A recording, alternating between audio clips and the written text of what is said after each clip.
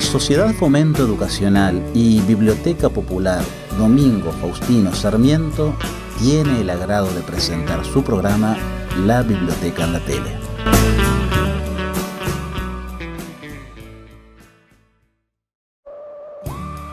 La Biblioteca en la Tele. La Biblioteca en la Tele.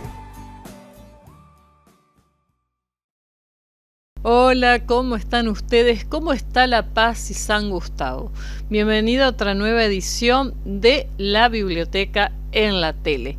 Recuerden que para ser socios de la biblioteca, el requisito fundamental es traer fotocopia del DNI. Se pueden llevar hasta 3 libros por vez y ustedes, si un fin de semana terminan de leer uno, pueden venir y retirar otro. Por supuesto que con eso no hay ningún problema. Como siempre digo, la biblioteca es un lugar silencioso para ir a estudiar, para ir a leer y contamos con internet totalmente gratis, así que pueden llevar su computadora, su celular, le damos la clave de Wi-Fi, se pueden conectar a la red. Y otra cosa fundamental que siempre lo vuelvo a repetir en todos mis programas, que el mate acompaña a todo buen estudiante. Así que pueden tomar mate mientras estudian. Con eso, como siempre digo, no hay ningún problema. Y para ser socios de la biblioteca, la cuota es totalmente accesible. Pueden abonarla ahí o va al cobrador a domicilio. Bueno, hecha ya la presentación, yo me voy a una breve pausa y en el próximo bloque les cuento lo que traje para ustedes.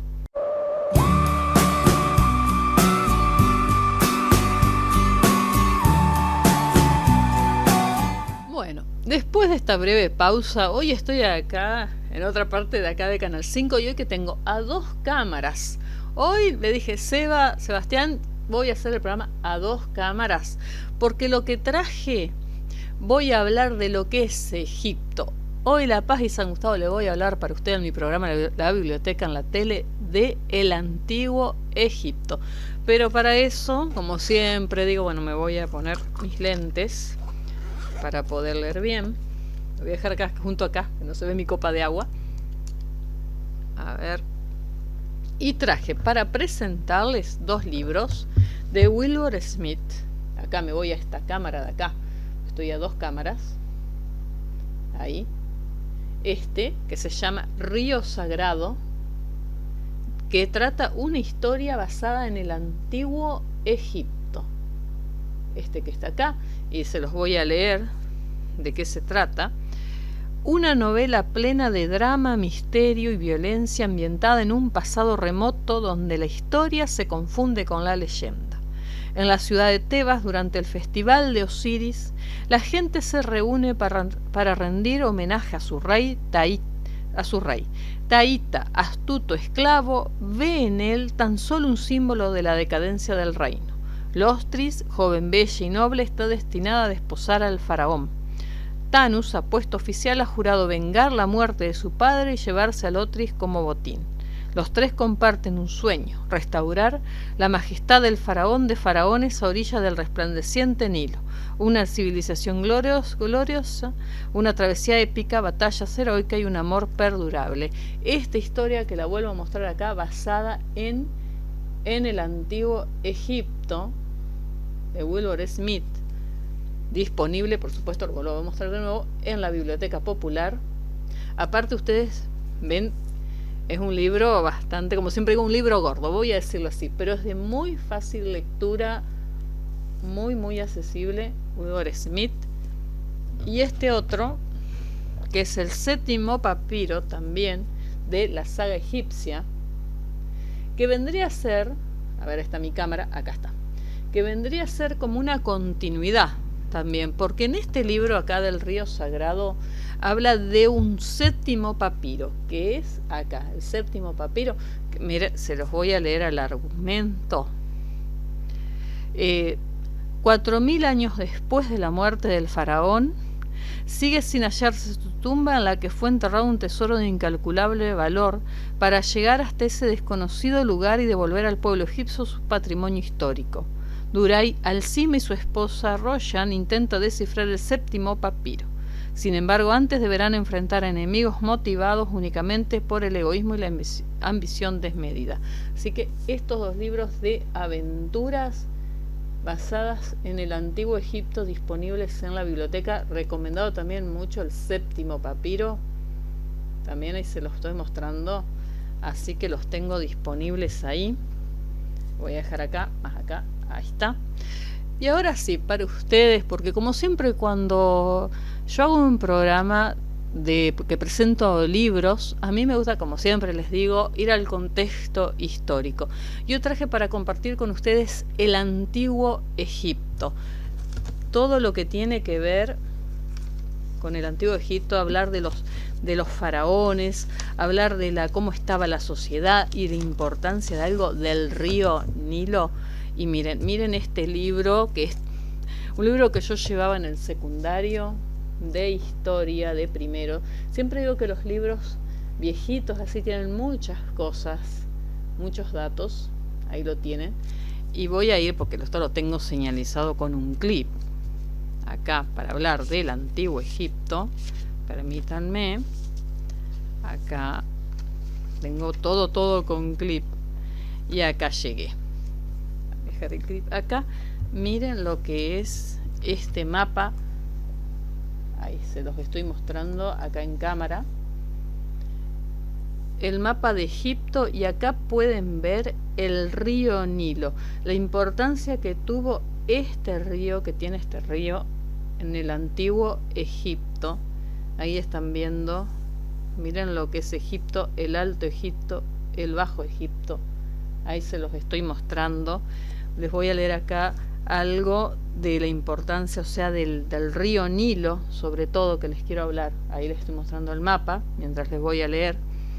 El valle del Nilo estuvo habitado desde las primeras épocas por tribus errantes, tierras fértiles. Y esas tierras fértiles hizo que se formen clanes, ciudades, estados independientes. Y que se van a agrupar después tanto en el Alto Egipto como en el Bajo Egipto. Y la importancia del Nilo, que en el verano, ahí le estoy señalando el río Nilo, en el verano aumenta su caudal como consecuencia de las lluvias tropicales y los deshielos por la zona montañosa de Abisinia, e inunda, acá lo tengo anotado, inunda la región de esos campos, ¿no? Y el agua cuando se retiraba en octubre dejaba depositado en los campos el limo. ¿Y qué era el limo? El limo es un material orgánico muy rico para los suelos.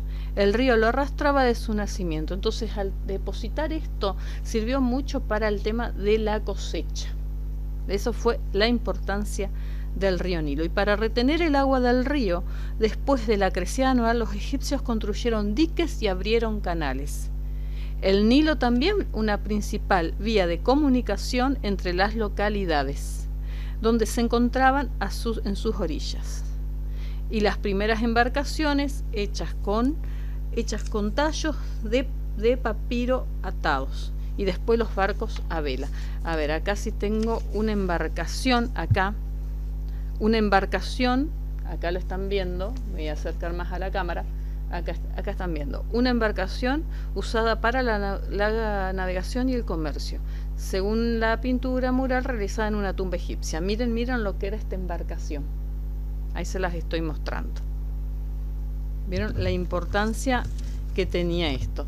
Y bueno, vamos un poco a la sociedad, cómo estaba conformado. Esto, voy a sacar otro clip. Y en la sociedad teníamos, esto que estoy mostrando acá, ante esto una estatua real de un faraón del periodo tebano. Miren lo que es esta estatua acá, en blanco y negro todavía. Y cómo estaba conformada esta sociedad. Entonces, por una clase alta, los nobles, el faraón, los sacerdotes y los guerreros. Y los escribas. ¿Y quién eran los escribas?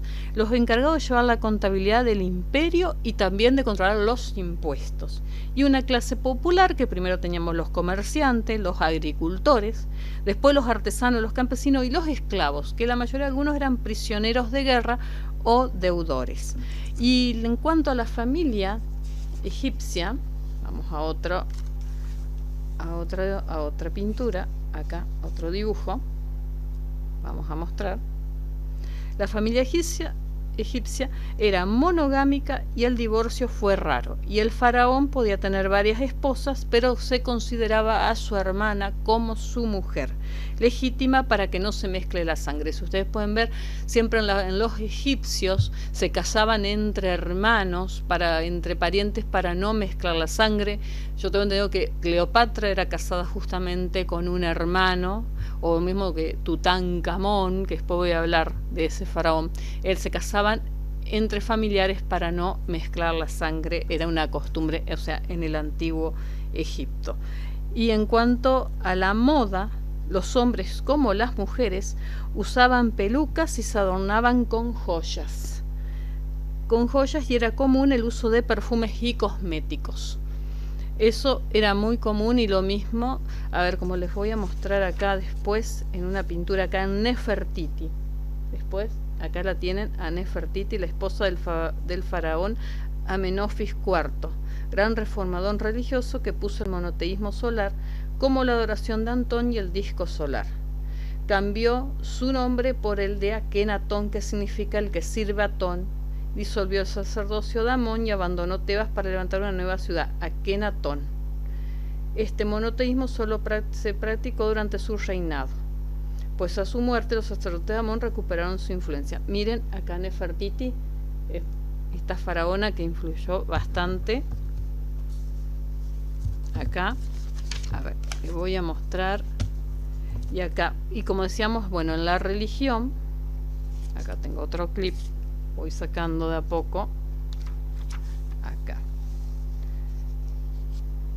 Ahí, en cuanto a la religión, eran politeístas porque van a creer en varios dioses, antropomorfismo, dioses con cabeza humana. Acá como la estatua de Anubis, a ver, se las muestro acá para que se vea bien. Este dios se representa con cabeza de hombre y cabeza de chacal, o como un perro echado con la banda al cuello y el cetro entre las patas delanteras. Era la divinidad guardiana de la región de los muertos y demás cultivaba las regiones celestiales. Acá justamente. Después, adoración a los cuerpos celestes, al sol, la luna, elementos de la naturaleza y de los animales sagrados. Y en cuanto a los dioses, bueno, Osiris, la divinidad solar, y que tenía que ver Osiris también con la crecida del Nilo, que presidía también el reino de los muertos, y también todo lo que era la vegetación, la cosecha, todo a Osiris. Y su esposa Isis, y el hijo de ambos, Horus. Esta trinidad representaba el sol poniente, la luna y el sol naciente.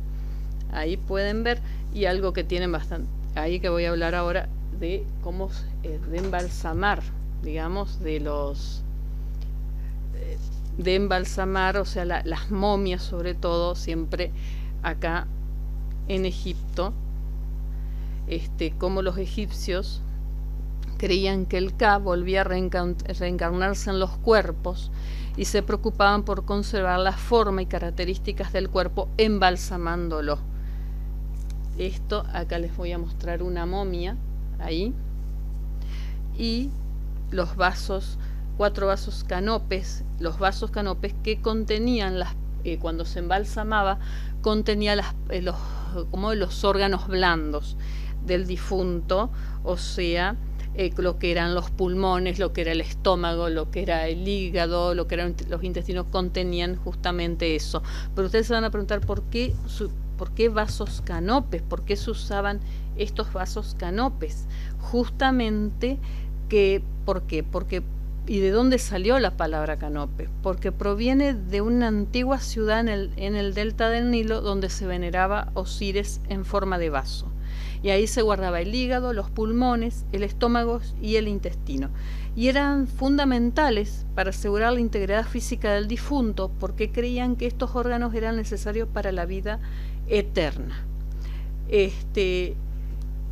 Así que bueno, miren, acá les voy a mostrar, voy con este libro acá, y me voy acá, por supuesto, al libro de arte que tengo para mostrarles. A ver, los vasos canopes. Miren, ahí está. Miren, a ver si se ve acá. Se ven acá los vasos canopes. Voy a poner más acá, porque estoy a 2 cámaras. Estoy familiarizando con esto. Acá están los vasos canopes donde se guardaban las partes blandas del difunto. Y acá tienen una momia. Acá si se ve mejor el sarcófago de una momia. Miren lo que es la momificación, o sea, porque ellos creían que ese cuerpo, o sea, como volvía a la vida, y cuando como es en una pirámide, o sea, que se enterraba un faraón, iban con todo, le llevaban comida, se enterraba con todos sus objetos personales, con todo, porque después el alma volvía y tomaba de nuevo posesión de ellos. Miren lo que es. Y acá les quiero mostrar en este libro de arte la máscara funeraria de Tutankamón, que es esa máscara de oro con incrustaciones. Hoy se encuentra en el Museo Nacional Egipcio del Cairo y cubría la cabeza y los hombros de la momia del joven faraón, encerrada en 3 ataúdes, el más interior de los cuales era de oro macizo. Ya dentro de un ratito ya le leo cuando se encontró la tumba de Tutankamón. Y algo muy importante para los egipcios, él era esto, ¿no? Ahí se lo estoy mostrando, el juicio de los muertos. Ahí, si se ve mejor en o en este libro. Estoy con 3 libros. A ver, en este otro libro que también seleccioné para ustedes, acá. Ahí si se ve en esta cámara. A ver, ahí sí se ve que esto era el juicio de los muertos.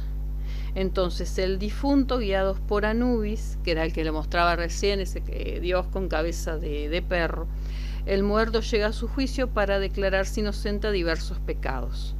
Si el corazón pesa más que el corazón, tenía que ser más liviano que la pluma, porque si pesaba más que una pluma, como se puede ver acá, el monstruo devorador se come al muerto. Si pesa menos, el muerto navega en una balsa hacia el más allá, la vida eterna.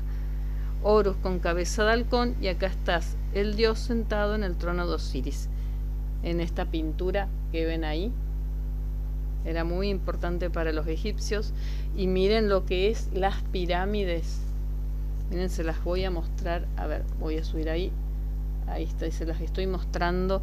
Miren cómo eran por dentro las pirámides, con cámara funeraria, gran galería, un pasadizo secreto, cámara subterránea y cámara abandonada. ¿Por qué?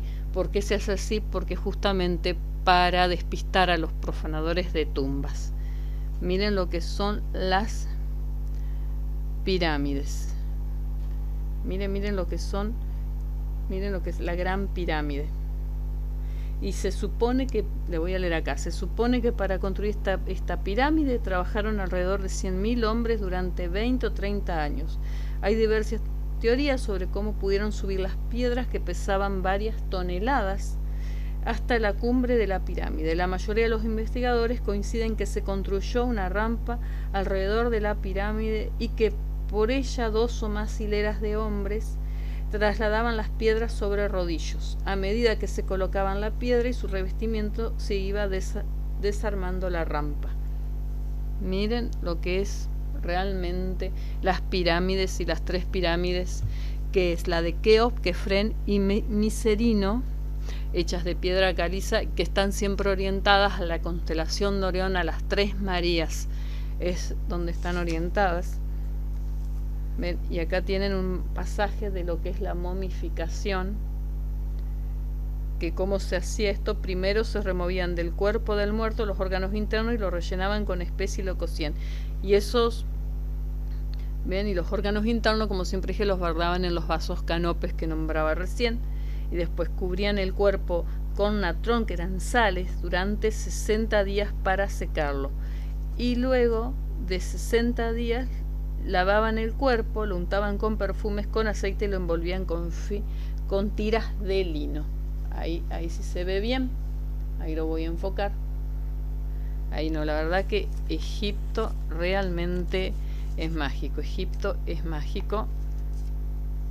Ahí se los estoy mostrando. A ver, ahora me voy a este otro libro porque estoy acá. A ver, ahí se los muestro. Miren lo que es el arte. Acá, miren lo que es, como recién le mostraba, a Nefertiti. Miren lo que es la faraona Nefertiti. Y los ojos como están delineados. Y esto que ven ahí, esto, a ver, voy a mostrarle mejor. Estos símbolos mágicos, los egipcios creían que los símbolos divinos les protegían del mal. Uno de los preferidos y más poderosos era el Udshat y el ojo de Horus, que le fue arrancado para hacerle repuesto después. Se relacionaba con la regeneración y se colocaba entre las vendas de las momias. Esto que está acá. Y acá tienen ustedes la esfinge de Gizeh. Miren, a ver si se ve. Ahí. Y ya les voy a leer. Esfinge de Gizeh, esta enorme estatua, la más grande de Egipto, se construyó como una figura de guardián, con cuerpo de león y cabeza de hombre, con el nemes o el tocado real, de la 4ª dinastía de 2500 a.C. Una caliza de 20 metros de altura y 70 metros de longitud en Gizeh, Egipto. Miren lo que es la esfinge. No, realmente fascinante este mundo acá de Egipto. Y acá la faraona Nefertiti. Y este famoso retrato se halló en el taller de Tumes, un escultor de la corte de Agnatón, esposo de Nefertiti. Data del periodo de Armana, cuando el arte egipcio alcanzó cierto grado de naturalismo que permitió plasmar la belleza de Nefertiti. Dinastía 1340 a.C. Miren lo que es esto. No, realmente muy muy bueno. Y a ver, tengo más acá. Y otra cosa, que también los faraones eran considerados hijos de Ra y sus representantes en la tierra. ¿Quién era Ra? Es el Ra, dios del sol, considerado creador del mundo, la vida y rey de los dioses. Ahí lo tienen. Y hay algo que también, porque ustedes pueden observar en alguna pintura, en esta por ejemplo, ahí se las estoy mostrando, esta que se ve ahí está, para que no haga tanto reflejo. ¿Por qué los egipcios se pintaban de perfil, o sea, de costado? Ven que siempre están pintados así, de perfil. ¿Por qué? Justamente para representar el cuerpo humano de la forma más completa y reconocible posible, asegurando su inmortalidad en el más allá. Por eso ahí lo ven, como se pintaban los egipcios, siempre de costado. ¿Y por qué se delineaban los ojos de color negro? Acá, como tiene acá Nefertiti, ahí. ¿Por qué? Justamente porque era un símbolo de protección contra las enfermedades y el mal de ojo. Y también porque daba bellezas y estatus. ¿Ven? Ahí se ve mejor. Ahí se ve mejor los ojos delineados en negro. ahí como les muestro, ahí les estoy mostrando, justamente también era belleza y estatus. No, la verdad que muy bueno esto. Y les quiero leer acá de Egipto. También me voy a acomodar mejor, que lo tengo marcado. El descubrimiento de la tumba de Tutankamón. Siempre que no ha escuchado hablar de este faraón, de este joven faraón, como fue Tutankamón, que creo que murió a la edad de creo que 19 años. ¿Y por qué es tan conocido? Porque fue una tumba que era llena de oro, tenía como 7 sarcófagos y todos eran de oro macizo. Entonces yo lo que quiero compartir con ustedes, que tengo acá en este libro de historia, es el descubrimiento de la tumba de Tutankamón. Entonces se los voy a leer de esta manera. En el año 1912, el americano Theodore Davis recibió el oportuno permiso del gobierno egipcio para proceder a las nuevas excavaciones en el Valle de los Reyes. Durante 2 inviernos fue descubierto sepulcros tan instructivos como los de Tutmosis IV, Siptach y Orambet, y halló la momia y el féretro del gran rey hereje Anemofis IV. Durante el primer año de la Gran Guerra Mundial, la concesión fue transferida a Lord Carnarvon y a Howard Carter, empezando así la historia del más importante hallazgo de las tumbas de Egipto. El descubrimiento del sepulcro de Tutankamón reviste especial importancia. Carnarvon y Howard Carter iniciaron su trabajo conjunto, pero solo en el otoño del año 1917 pudieron trabajar con la intensidad requerida para poder obtener resultados positivos. Carnarvon y Carter tenían ante sí el Valle de los Reyes. Docenas de investigadores habían excavado antes en aquel lugar. El mundo profesional opinaba unánimemente que la época de las excavaciones en el Valle de los Reyes había terminado. El valle entero estaba removido y distinguidos arqueólogos tenían el convencimiento de que no quedaban más tumbas por descubrir. Excavaron durante 6 años sin resultados buscando la tumba de Tutankamón. Finalmente resolvieron excavar un lugar encontrado mucho antes al pie de la tumba abierta de Ramsés VI, donde se levantaban chozas para obreros constructores de tumbas de la XX dinastía. El 3 de noviembre se habían quitado tantos escombros que no había duda ya de haber encontrado la entrada de la tumba. Una grada tras otra quedaban libres de escombros y cuando, como sucede en Egipto, se puso de repente el sol, apareció al pie de la 12ª grada y se percibía la parte superior de una puerta cerrada, tapada con argamasa y sellada. Carter examinó los sellos. Eran los de la ciudad de los faraones fallecidos, por lo tanto garantizaban que allí tenían que reposar por lo menos una alta personalidad. Carter avisó entonces el hallazgo que se encontraba en Inglaterra y esperó su llegada para abrir la tumba. El día 24 por la tarde Carter bajó 16 gradas y llegó ante una puerta sellada. Aquí vio las huellas claras y el nombre de Tutankamón, pero vio otra cosa más que prolongaba su inquietud angustiosa, que otros se la habían adelantado. También aquí los ladrones habían intervenido. Después de varios días de trabajo, los excavadores penetraron unos 10 metros y hallaron una segunda puerta. También estaba presente los sellos de Tutankamón y de la ciudad de los faraones muertos, y se podía reconocer claramente por dónde los visitantes inoportunos habían penetrado. Al cabo de 16 días, al abrirse la puerta, la luz de una potente lámpara eléctrica brilló sobre los féretros dorados sobre un sitial de oro, mientras que un resplandor mate descubría 2 grandes estatuas negras, jarros y alabastros, arcas extrañas. Fantásticas cabezas de animales proyectaban sus sombras desfiguradas sobre las paredes. De uno de los féretros sobresalía una serpiente de oro. Como centinela, 2 estatuas se hallaban rígidas, con sus delantales de oro, la maza y la vara, y en el frente el brillante aspid, símbolo del poderío faraónico. Así que imagínense cuando Carter descubre la tumba de Tutankamón, de este joven rey que fue enterrado con una mayor riqueza que había en Egipto, y por qué fue tan famoso. también Tutankamón. Bueno, ya llegando al final del programa, bueno, espero les haya gustado. Bueno, voy a hablar de lo que es el Antiguo Egipto y compartir, bueno, tanto con La Paz y también San Gustavo. Bueno, y los vuelvo a esperar en otra nueva edición de la Biblioteca en la Tele. Y como siempre digo, gracias Sebastián, gracias La Paz y San Gustavo, vuelvo a repetir, y gracias Canal 5 por el espacio para la biblioteca de la Biblioteca en la Tele.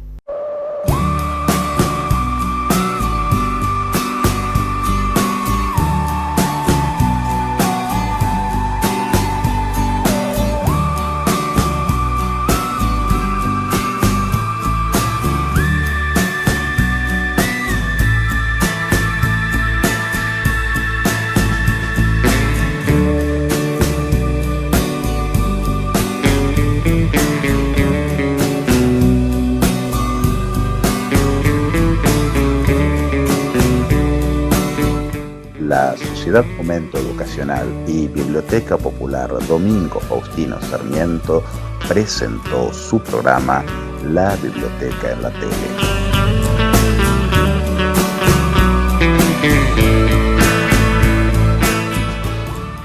La Biblioteca en la Tele. La Biblioteca en la Tele.